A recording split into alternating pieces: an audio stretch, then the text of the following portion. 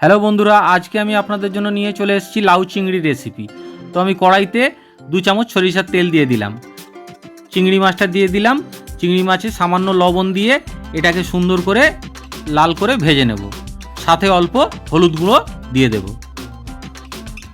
এবারে সুন্দর করে ভেজে নিয়ে আমরা চিংড়ি মাছটাকে তুলে নেব।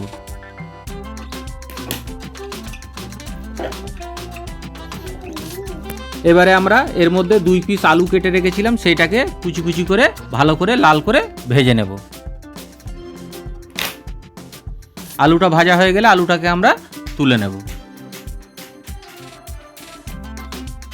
এবারে আমরা এর মধ্যে তেলেতে কালো জিরা, 1 চামচ হলুদ গুঁড়ো, 1 চামচ জিরে গুঁড়ো আর 1 চামচ লঙ্কা গুঁড়ো দিয়ে একটু নাড়িয়ে নেব।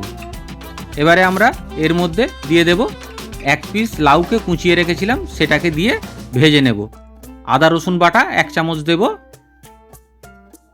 সুন্দর করে নাড়িয়ে মাখিয়ে নিয়ে আমরা ঢাকা দিয়ে দেব 5 মিনিটের জন্য, সাথে একটু লবণ দিয়ে আবার সুন্দর করে করে নেব। তারপরে এর মধ্যে লাউ আর চিংড়ি ভাজাটা মিশিয়ে দেব।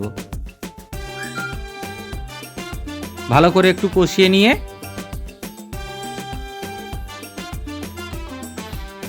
আমরা এটাকে চাপা দিয়ে দেব। 5 মিনিট পরে আমরা এটাতে 1 কাপ জল দিয়ে দেব। আবার 5 মিনিট চাপা দিয়ে দেব। গরম মশলা গুঁড়ো দিয়ে সুন্দর করে সার্ভ করব গরম ভাতের সঙ্গে এই রেসিপিটি।